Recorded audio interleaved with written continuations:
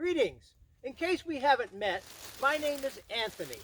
I study stories and I study history. And quite often, stories have not been the friend of history because it's hard to date a story. Historians love dates. Historians love borders, but it's hard to put one story in any country's border. However, if you're looking for a story, one good place is a flag. 400 years ago, 104 men were dropped off here in Virginia to start the colony of Jamestown. This was the flag they flew over that fort. Now, friends, we know this isn't the exact flag. I have that one at home.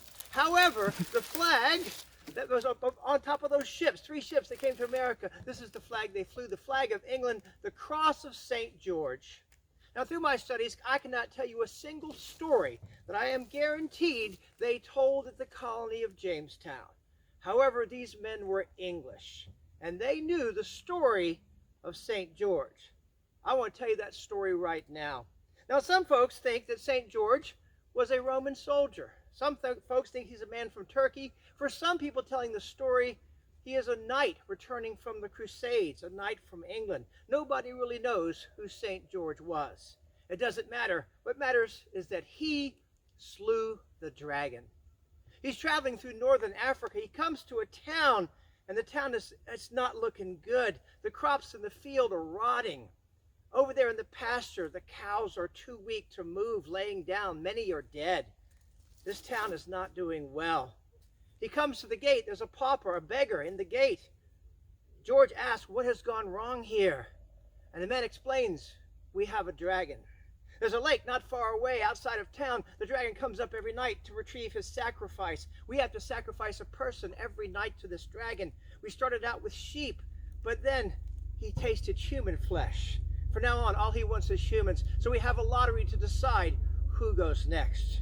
Now, George, being who he was, a brave man, he said, I will help. He went straight to the castle, rode up to the castle. No guards even challenged him. Went into the throne room, and there was the king. The king was crying. He said, sir, you're crying more than a man facing a dragon. You might hear the dragon in the distance roaring, as dragons sometimes do. And sometimes you will hear them flying through the air, as dragons sometimes do. However, George said, sir, I will help you. And the king replied, I don't think you can help. This is not a dragon you've ever fought before. This dragon, besides its loud noise, this dragon, he doesn't breathe fire, he breathes disease. If his breath is to touch your skin, boils and sores and blisters will appear. You can't fight this dragon. The man says, I can. And the king says, but if you're going to do it now. Because tonight, the lottery has chosen my daughter. The princess is to be the one that's paid tribute to the dragon. Now, the king, he was so nice. He offered George his own armor to go fight the dragon. But George, he had fought dragons before. He did not like fighting in armor. Now, some knights have no trouble fighting in armor whatsoever. But for George, they slowed him down just a little bit too much when he was fighting a dragon.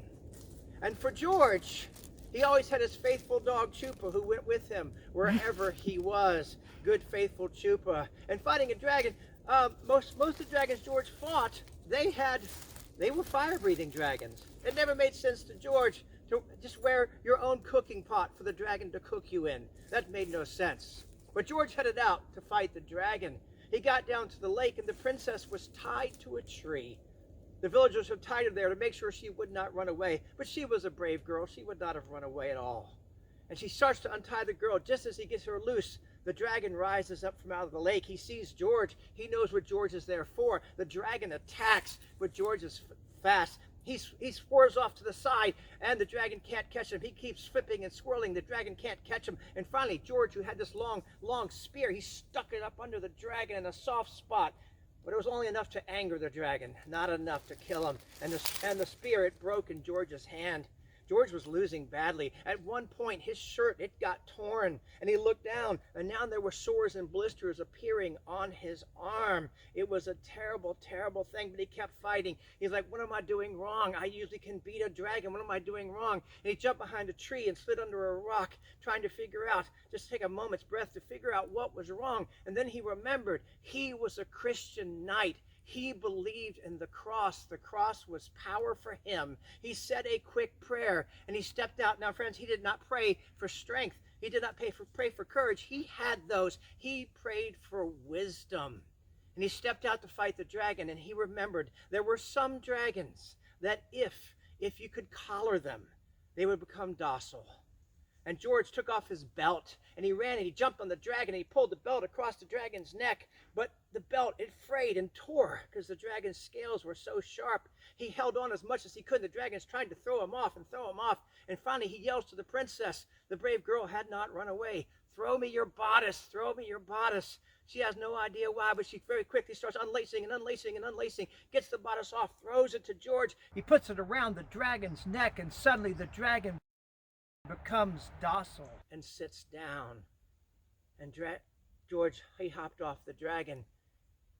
The princess nodded. George took out his sword and slew the dragon.